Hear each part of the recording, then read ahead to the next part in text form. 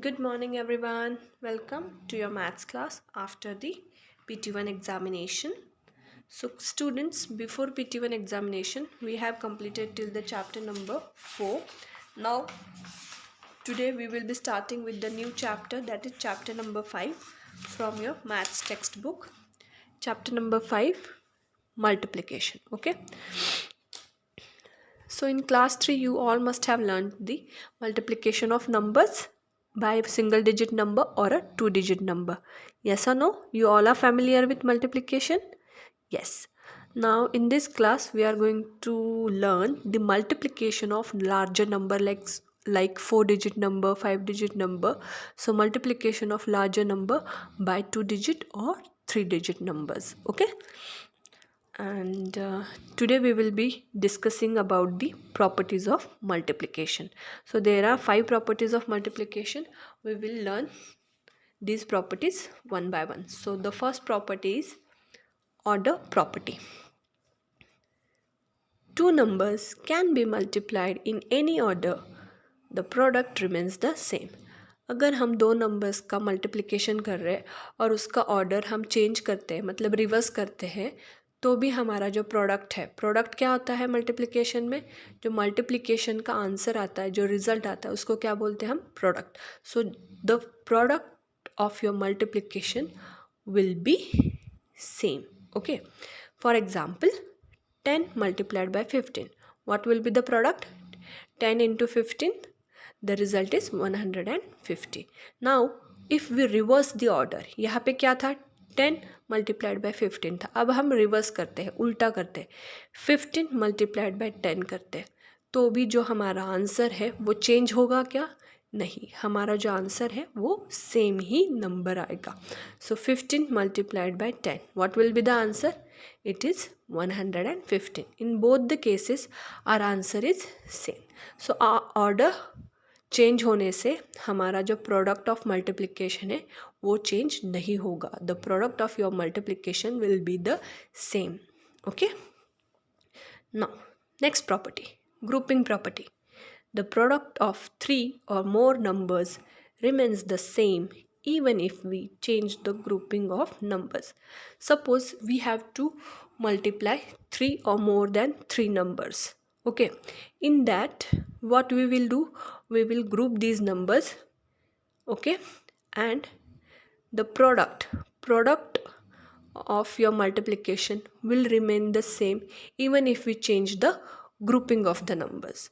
अगर हम नंबर्स की ग्रुपिंग चेंज भी करते तो भी हमारा जो प्रोडक्ट आएगा मल्टीप्लिकेशन का, मतलब क्या, हमारा जो रिजल्ट आएगा मल्टीप्लिकेशन का वो सारी केसेस में सेम ही आने वाला है.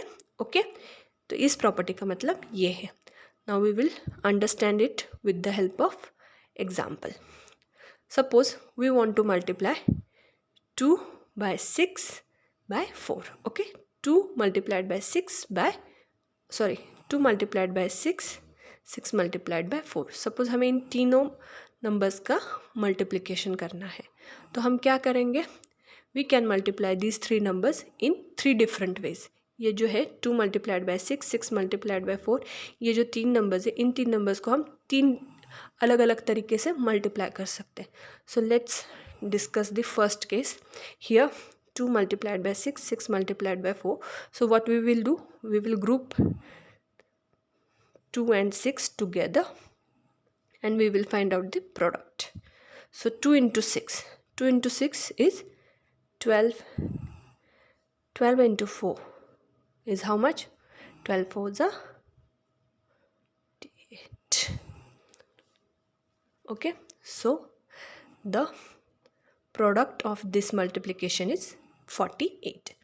Now second case, in second case we have changed the order. Okay, हमने order change कर दिया है multiplication का. 6 multiplied by 4 by 6 multiplied by 4, 4 multiplied by 2. Now what we will do, we will change the grouping of numbers. यहाँ पे हमने 2 और 6 को एक साथ multiply किया था, अब हम क्या करेंगे, we will group 6 and 4 together and then we will multiply these numbers. So 6 and 4 we have grouped together. So 6 into 4, 6 4s are 24. और ये क्या है इंटू 2, सो 24 मल्टीप्लाइड बाय 2, सो 24 2 ज़ा 48. So what is the product over here? 48 again. Now third case में क्या किया है हमने, ऑर्डर चेंज किया है, फिर से 2 को पहले लिया है, फिर 4 लिया है, फिर 6 लिया है. ठीक है, यहाँ पे हमने 6 पहले लिया था, उसके बाद 4 लिया था, फिर 2 लिया था. तो ये फर्स्ट प्रॉपर्टी भी जस्टिफाई करता है और ये सेकेंड प्रॉपर्टी भी जस्टिफाई करता है, ये जो एग्जाम्पल लिया है मैंने. सो 2 multiplied by 4, 4 multiplied by 6. Now we will group 2 and 4 together. Okay, so 2 4s are 8, 8 into 6, 8 multiplied by 6. Now 8 6 are 48. So if you check the product over here, in all the three cases our product is same, 48 48 48. So इसका मतलब क्या है, our product of 3 numbers or more than 3 numbers will remain the same if we change the grouping of numbers. यहाँ पे हमने 2 और 6 को एक साथ ग्रुप किया था, यहाँ पे 6 और 4 को एक साथ ग्रुप किया था, और यहाँ पे 2 और 4 को एक साथ ग्रुप किया था. फिर भी तीनों केसेस में हमारा जो प्रोडक्ट है वो क्या आया है, सेम नंबर आया है. तो ग्रुपिंग ऑफ नंबर से हमारा प्रोडक्ट ग्रुपिंग चेंज करने से भी हमारा प्रोडक्ट जो है वो चेंज नहीं होता है, प्रोडक्ट हमेशा सेम नंबर ही आएगा. Now third property, multiplication by 1. Okay, so if we multiply a number by 1, the product is the number itself. So students, whenever we multiply any number by 1, the product will be the number itself. अगर हम किसी भी number को 1 से multiply करते हैं तो हमारा जो रिजल्ट है, जो प्रोडक्ट है, वो क्या आएगा, वो सेम नंबर ही आएगा. Let's take an example. 7 multiplied by 1 is equal to 7. 7 और 1 को अगर हम मल्टीप्लाई करते हैं तो प्रोडक्ट क्या आता है, 7. Here, second example, 253 multiplied by 1. What will be the answer? Answer will be the same number, that is 253. So इसका प्रोडक्ट क्या आएगा, 253. Next example, 86 multiplied by 1. What will be the answer? Answer will be the 86. So किसी भी number को अगर हम 1 से multiply करते हैं तो हमारा जो प्रोडक्ट होता है वो क्या आता है, वही नंबर आता है. जैसे 7 को 1 से मल्टीप्लाई किया तो प्रोडक्ट आया 7. 253 को 1 से मल्टीप्लाई किया तो आंसर आया 253. Now fourth property, multiplication bye 0. If we multiply a number by 0, the product is 0. अगर हम किसी भी नंबर को 0 से मल्टीप्लाई करते हैं तो जो प्रोडक्ट है, जो आंसर है, वो क्या आएगा, वो आंसर हमेशा 0 ही आएगा. Let's take an example.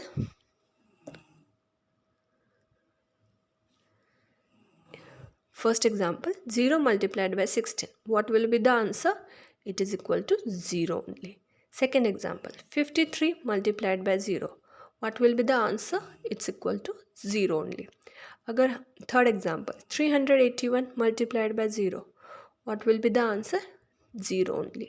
हम किसी भी नंबर को 0 से मल्टीप्लाई करते हैं तो हमारा जो प्रोडक्ट होगा वो क्या आएगा, वो हमेशा 0 ही आएगा. ये इस प्रॉपर्टी का मतलब है. Now fifth property, distributive property. The product of a number by the sum of two numbers is the same as the sum of the products of that number by the two numbers separately. So you will understand this property in a better way with the help of this example. So I have taken one example here. So 2 multiplied by, in bracket, 3 plus 5 is equal to 2 multiplied by 3 plus 2 multiplied by 5. So यहाँ पे distributive property का मतलब ये है कि अगर हम एक किसी भी नंबर का प्रोडक्ट लेते हैं दो नंबर्स के सम के साथ, तो वो प्रोडक्ट सेम होगा अगर हम उसी सेम नंबर को उन्हीं दो नंबर्स के साथ अलग से मल्टीप्लाई करते हैं, और जो मल्टीप्लिकेशन का प्रोडक्ट आता है उन दो प्रोडक्ट्स को अगर हम ऐड करते हैं तो दोनों प्रोडक्ट्स क्या होते हैं, हमेशा सेम होते हैं। फॉर एग्ज़ाम्पल ये जो एग्ज़ाम्पल है वो हम सॉल्व करके देखते हैं कि ये दोनों प्रोडक्ट्स सेम आते हैं कि नहीं।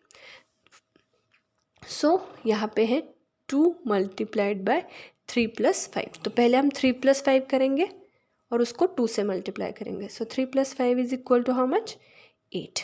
सो 2 × 8 will be equal to how much, 16। Yes और नो? यस। अभी यहाँ पे देखिए 2 × 3 है प्लस 2 × 5 है। ओके, तो हमने क्या किया, यहाँ पे पहले एडिशन किया, मतलब दो नंबर्स का सम फाइंड आउट किया, फिर उसको 2 से मल्टीप्लाई किया। अब हम अलग तरीके से सेम एग्जांपल सॉल्व करेंगे। यहाँ पे क्या करेंगे, हम पहले इन दो नंबर्स को 2 से मल्टीप्लाई करेंगे यहाँ पे, और फिर उन दोनों मल्टीप्लिकेशन का जो दोनों के मल्टीप्लिकेशन का जो प्रोडक्ट आता है उन दो प्रोडक्ट्स को हम क्या करेंगे, एक साथ ऐड करेंगे। ठीक है। सो यहाँ पे 2 multiplied by 3 plus 2 multiplied by 5। So 2 × 3 is how much, 6 plus 2 × 5 is how much, 10. So 6 plus 10 is equal to how much, it is 16. So in both the cases answer is same. So this is the distributive property. Let's take one more example. 4 × 3 plus 8. Okay, सो यहाँ पे 4 को हम multiply कर रहे 3 और 8 के सम के साथ, है ना। और डिस्ट्रीब्यूटिव प्रॉपर्टी में क्या करेंगे, दूसरी साइड हम लिखेंगे प्रोडक्ट्स पहले, और फिर दोनों के प्रोडक्ट्स को हम एक साथ ऐड करेंगे। तो क्या है यहाँ पे नंबर एडिशन कौन कौन से नंबर की करें, 3 और 8 की। तो पहले हम 3 को मल्टीप्लाई करेंगे 4 के साथ, प्लस 8 को मल्टीप्लाई करेंगे 4 के साथ।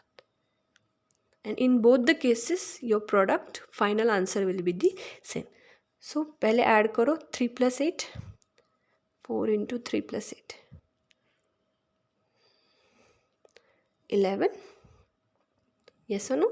And 4 × 11, the product is 44.